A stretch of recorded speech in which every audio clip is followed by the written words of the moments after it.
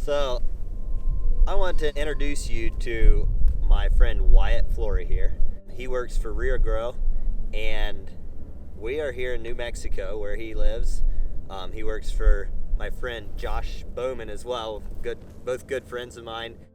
Back in the summer, I shared a blog post of the cattle and sheep that they graze in their pecan orchards.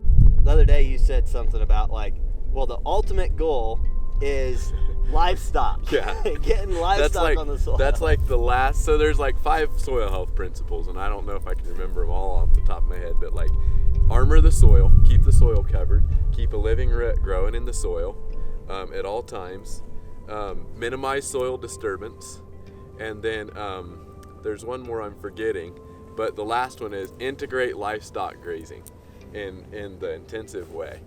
And man, when you get that last step, it just makes all the difference. But not everybody's there.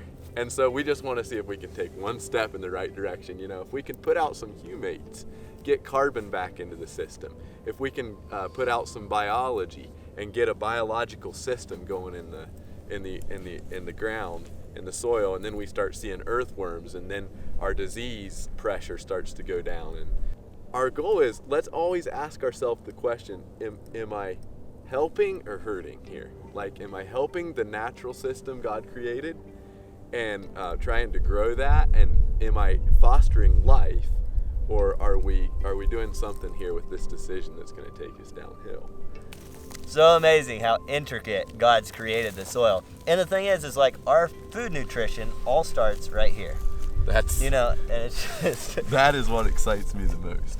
And by the way, I just remembered the principle I forgot. It's plant diversity, or just diversity in general. Yeah. So, always implement diversity. On our farm especially, it's not only plant diversity, it's also livestock diversity. Cattle, sheep, chickens, turkeys, So important. And it's really hard from a business point to deal with all those different enterprises, but when we can work with other farmers and stuff and get that diversity in, it's just so exciting to be in on helping bring back rejuvenation. And it's not just sustainable. We're not just hanging on for dear life. We're going the other direction. We're seeing, like he's saying, we're seeing worms come back into the soil that never were there before. And the neatest thing is you have such a part in this, because where you spend your food dollars is determines who's going to raise it for you. If you're going to go buy the cheapest thing you can get, they're going to have to produce it as cheap as possible, and you're probably going to be going to mass producing farmers that are just pouring on whatever's quick and easy, and they're not thinking about what you were saying earlier, is this helping or hurting? So like I shared in the blog post back in the summer, they have cattle and sheep that they graze in their pecan orchards. So yeah, these are our cattle and sheep. We had a herd of about 100 sheep here, and I'm not sure exactly how many there are. Some have came and gone. And then we have some Dexter cattle, which we really like. So I just thought of this story.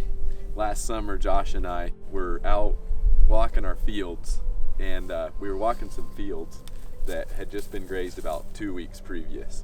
And we came up on a cow pie there, and Josh and I were like, okay, this is good, it's kind of partly decomposed. Let's see what's going on. So we sunk the shovel in, and first we pulled the cow pie off the top of the surface, and there was 3 or 4 at least worms right there, right on the surface, eating that cow pie.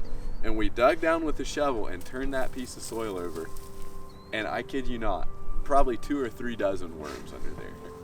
Absolutely incredible. And the earthworm is really almost the best the best way you can tell what kind of biological activity you have going on in your soil. When you have earthworms, you have good biology going. And they're doing the tillage instead of the diesel fuel and the iron, and money out of the farmer's pocket, which makes it more expensive for in the end for everybody. And so it's just it's exciting working with the way God made it. It's pretty sweet. Thank you very much for watching. Appreciate you taking the time to invest in healthy things, healthy relationships, healthy food, healthy family, ultimately bringing glory to God. And let's end with one question. What's one thing you can do